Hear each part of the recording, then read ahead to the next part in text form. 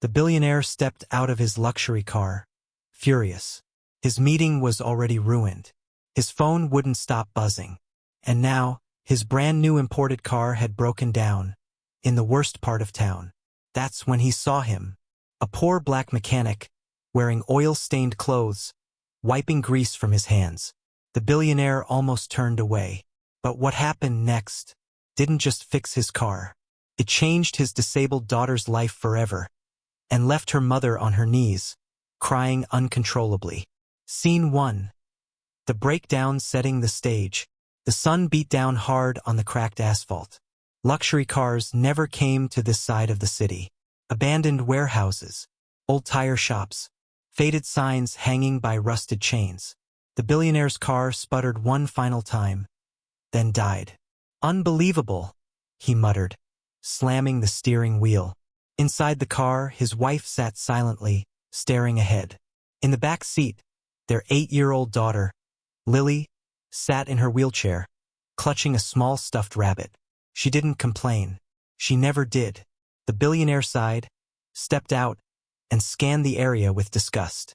That's when he noticed a small mechanic shop across the street. One garage door open. One man inside. Scene 2. Meeting the mechanic. The mechanic looked up. He was in his late 30s.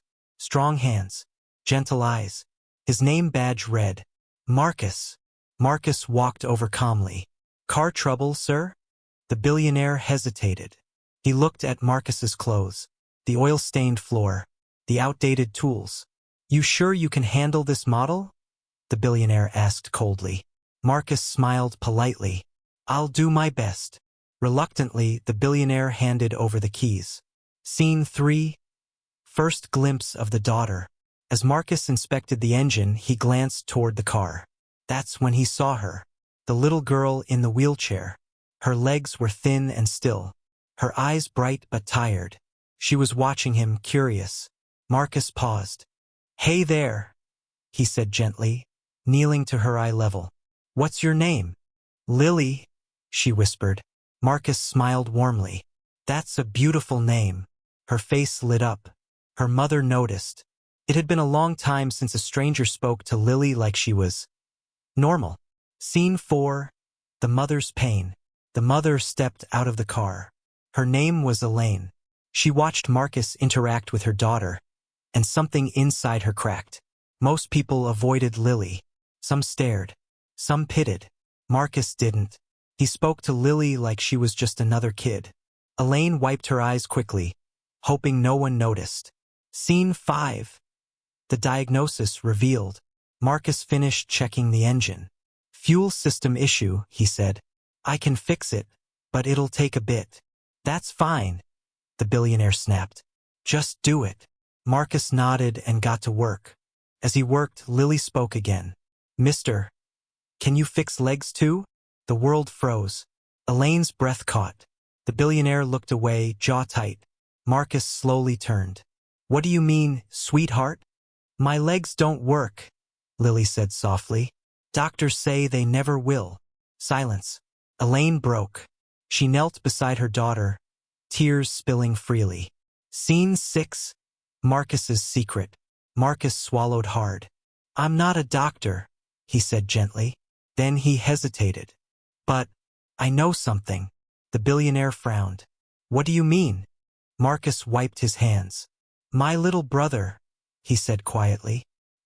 "He was paralyzed when we were kids." Elaine looked up sharply. "The doctors gave up on him," Marcus continued. "But my mom didn't." Scene 7. The miracle story. Marcus explained. His mother worked 2 jobs. She couldn't afford expensive treatments. But she researched. She found experimental therapy. She refused to quit. "It took years," Marcus said. "But my brother walked again." Elaine's hands trembled. The billionaire scoffed. "That kind of therapy costs millions." Marcus met his eyes. "Not always." Scene 8. Offering help. Marcus knelt beside Lily again. "Do you like swimming?" he asked. She nodded eagerly. "It's part of the therapy," Marcus said. "So is movement training, muscle stimulation, and something called neuroadaptive response." The billionaire shook his head. This is nonsense. Elaine snapped. Enough.